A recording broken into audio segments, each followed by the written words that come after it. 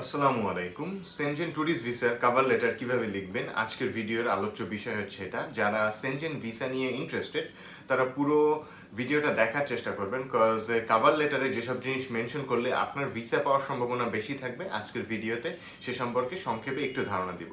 So first of all, আপনারা যারা Shenzhen ভ্রমণের প্ল্যান করছেন বা সেনজেন ভিসার জন্য অ্যাপ্লাই করবেন চিন্তা ভাবনা করছেন, তাদের জন্য একটা সাজেশন হলো, আপনারা যখনই যে সেনজেনের জন্য অ্যাপ্লাই করবেন অ্যাটলিস্ট একটা জিনিস নিজেরা ফাইন্ড আউট করার চেষ্টা করবেন বা জানার চেষ্টা করবেন যে বর্তমান সময় বাংলাদেশ থেকে কোন দেশের অর্থাৎ সেনজেনভুক্ত কোন কান্ট্রিগুলোর রেশিও ভালো। সো আপনার ওই সব দেশের জন্যই অ্যাপ্লাই করা উচিত হবে, বিকজ রেশিও যদি খারাপ থাকে, কান্ট্রি যতই বড় হোক না কেন, আপনি কিন্তু ভিসা অ্যাপ্রুভালটা পাবেন না।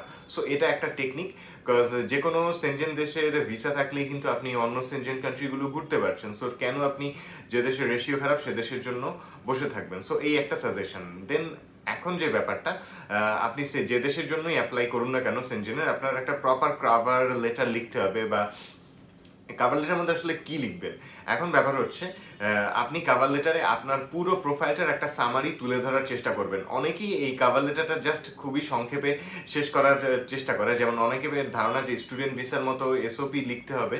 সো ওই জিনিসটা খুবই সংক্ষেপে লিখতে হবে, বাট ট্যুরিস্ট ভিসার ক্ষেত্রে ব্যাপারটা টোটালি ডিফারেন্ট। আপনি আপনার সম্পর্কে এক্সপ্লেন করতে যদি একটু বেশি পেজেস লাগে, 3 থেকে 4 পেজ, কোনো অসুবিধা নেই। আপনি আপনার সামারিটা ওখানে তুলে ধরলেন, আপনার A to Z, আপনি কি করছেন, আপনার প্রফেশনটা কি, আপনার ফাইন্যান্সিয়াল কন্ডিশনটা কীরকম, আপনার সোশ্যাল কানেক্টিভিটি আছে কি না, আপনার ফ্যামিলির সাথে বন্ডিংটা কীরকম, আর মোস্ট ইম্পর্টেন্টলি আপনার পারপাস অফ ট্রাভেলটা কি, কেন আপনি তাদের দেশে ঘুরতে যেতে যাচ্ছেন। সো এই জিনিসগুলোরই একটা সামারি আপনি আপনার কভার লেটারে ইনক্লুড করার চেষ্টা করবেন। সো ডেফিনেটলি এই জিনিসগুলো যখন আপনি ইনক্লুড করবেন, একটা স্টেপ ওয়াইজ দেওয়ার চেষ্টা করবেন। প্রথমে আপনার পার্সোনাল ইনফরমেশনগুলো শেয়ার করলেন, দেন আপনি প্রফেশনালি কি করছেন বর্তমানে বাংলাদেশে সেই জিনিসটা সম্পর্কে একটু এক্সপ্লেনেশন দেওয়া থাকলো, দেন আপনার ফাইন্যান্সিয়াল সিচুয়েশনগুলো কীরকম বা আপনার আর্নিং সোর্সেস কি, এই জিনিসগুলো এক্সপ্লেন করা ভালো। ইটস নট লাইক যে আপনি অনেক বড় করে লিখবেন, বাট সংক্ষেপে অনেক কিছু লেখা যায়। সো ওই জিনিসগুলো দেওয়ার চেষ্টা করবেন, বিকজ এই জিনিসগুলো অনেক ইম্পর্টেন্ট।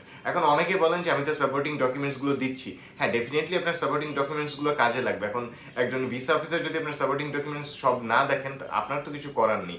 সো এখানে হচ্ছে যখন আপনার কভার লেটারটা সে দেখবে, সে আপনার সম্পর্কে একটা ধারণা হয়ে যাবে।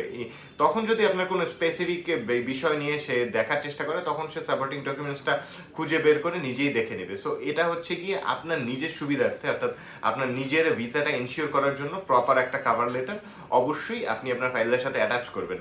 সো এই বিষয়গুলো মাথায় রেখে আপনি যদি বর্তমান সময়ে সেনজেনের জন্য অ্যাপ্লাই করেন, আপনার ভিসা হওয়ার সম্ভাবনা অনেক অনেক বেশি থাকবে। সো আজকের ভিডিও মূলত এতটুকুই।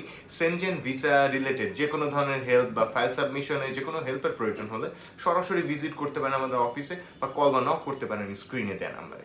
সবাইকে অনেক ধন্যবাদ।